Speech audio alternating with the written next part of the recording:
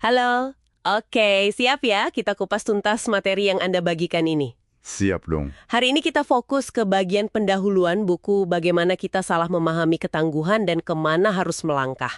Tujuan kita nih mau coba gali apa sih inti kesalahpahaman umum soal ketangguhan itu. Dan kenapa cara pandang lama itu ya bermasalah, sekaligus kita lihat arah definisi baru yang lebih oke itu kemana. Pertanyaan awalnya mungkin gini, apa benar sih ketangguhan itu mesti ditempa pakai cara-cara keras? Pakai paksaan, rasa sakit. Mari kita bedah bareng. Tentu. Nah, bagian pendahuluan ini memang langsung ke intinya ya. Konsep ketangguhan itu sering banget disempitkan. Jadi kayak cuma soal sikap keras, atau apa ya, kulit tebal. Atau pokoknya tahan banting aja gitu, tahan derita tanpa ngeluh. Nah, kita akan lihat nih, gimana pandangan ini menurut materi Anda ini nggak cuma keliru, tapi bisa jadi kontraproduktif juga. Betul sekali, dan di materi ini langsung dikasih contoh yang, wah lumayan gamblang ya, kayak pelatih Bobby Knight itu, sukses, ya mungkin kalau diukur dari piala iya, tapi metodenya, sumber Anda kan mencatat ya, ada dugaan perilaku yang abusive, makian kasar, bahkan sampai insiden fisik sama pemain. Iya, iya. Pertanyaannya jadi gini, apa ini benar-benar membangun karakter yang tangguh, atau jangan-jangan malah sebaliknya? Terus ada lagi kasus tragis Jordan McNair, pemain football yang meninggal karena heat stroke pas latihan. Oh, iya, itu menyedihkan sekali. Ada indikasi kan, dia itu kayak dipaksa melewati batas amannya. Ini contoh nyata banget gimana kalau fokusnya cuma di tuntutan, tapi lupa sama sisi kepedulian, responsivitas. Wah, akibatnya bisa fatal ya. Individu yang mandiri dan kuat dari dalam.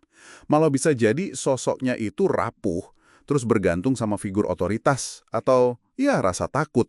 Oh, jadi malah bergantung ya, bukan mandiri? Iya, ada kutipan menarik tuh dari atlet muda. Dia bilang, saya harus kerja keras karena takut dihukum. Nah, kelihatan kan motivasinya eksternal, cuma buat hindari hukuman, bukan dari dalam diri, pengen jadi lebih baik.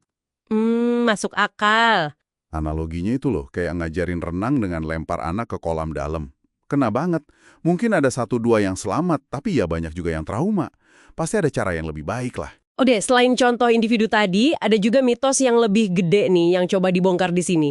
Misalnya kisah Junction Boys-nya pelatih Bear Bryant. Itu kan sering jadi legenda ya, kamp pelatihan brutal yang katanya melahirkan juara. Ah, iya, sering dengar itu. Tapi data di materi Anda ini nunjukin fakta yang beda loh. Tim itu justru kalah 9 kali, menangnya cuma 1 kali di musim pertama setelah kamp neraka itu. Wah, serius? Jadi nggak langsung juara gitu? Enggak. Kesuksesan beberapa tahun kemudian pun katanya cuma melibatkan sedikit pemain penyintas kamp itu. Dan banyak yang bertahan, ini menurut pengakuan pemainnya sendiri, bukan karena mereka super tangguh, tapi lebih karena insting bertahan hidup. Wah, ini cukup meruntuhkan mitos ya. Iya, menarik banget itu. Miriplah sama kesalahpahaman soal program seri di militer. Kan citranya itu latihan super keras, penuh siksaan gitu kan? Iya betul, kelihatannya sangar banget.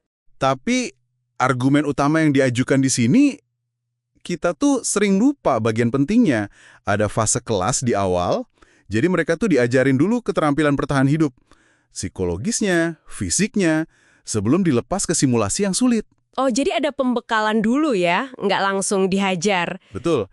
Fokusnya jadi pengajaran dan persiapan, bukan sekedar penyortiran atau ya mematahkan orang biar jadi kuat. Ini pergeseran cara pandang yang penting banget menurut saya. Nah, oke. Setelah kita lihat berbagai contoh gimana kita sering salah kaprah soal ketangguhan, lantas gimana dong seharusnya kita mendefinisikan ketangguhan ini? Menurut penulis buku ini ya, jelas bukan sekedar kelihatan kuat dari luar atau nahan sakit aja. Definisi yang ditawarkan itu jauh lebih, bernuansa. Ketangguhan sejati itu digambarkan sebagai kapasitas untuk mengalami stres atau ketidaknyamanan, oke? Terus memperhatikannya dengan sadar, jadi nggak diabaikan. Lalu, yang penting, menciptakan ruang untuk bisa merespons secara bijaksana. Oke, jadi bukan nahan atau nekan rasa sakitnya? Bukan, lebih ke menavigasi kesulitan itu. Gimana caranya kita kelola supaya bisa ambil langkah terbaik. Ini soal manajemen internal diri. Contohnya riset pada tentara itu. Ditemukan, prajurit yang tangguh itu cenderung melihat stres sebagai tantangan, bukan ancaman. Menarik. Mindsetnya beda ya? Iya. Terus mereka juga lebih fleksibel secara kognitif. bisa memproses sinyal dari dalam tubuh tanpa bereaksi berlebihan, dan bisa mengelola kondisi fisiologis mereka. Identik sama paksaan, kekerasan, sikap kalus, itu ternyata kurang pas ya, bahkan bisa merugikan. Betul. Ketangguhan sejati, kalau merujuk materi Anda ini, lebih dalam akarnya. Di kesadaran diri, kemampuan merespons tekanan dengan bijak, sama pengembangan keterampilan internal. Nah, ini relevan banget loh untuk Anda renungkan, karena ini kan nyentuh banyak hal ya. Cara kita mimpin, didik anak, kerja, sampai hadapi tantangan pribadi. Iya, benar sekali. Dan sebagai pemikiran penutup nih, mungkin bisa kita lihat contoh pendaki Alex Honnold yang disebut di sumber ini.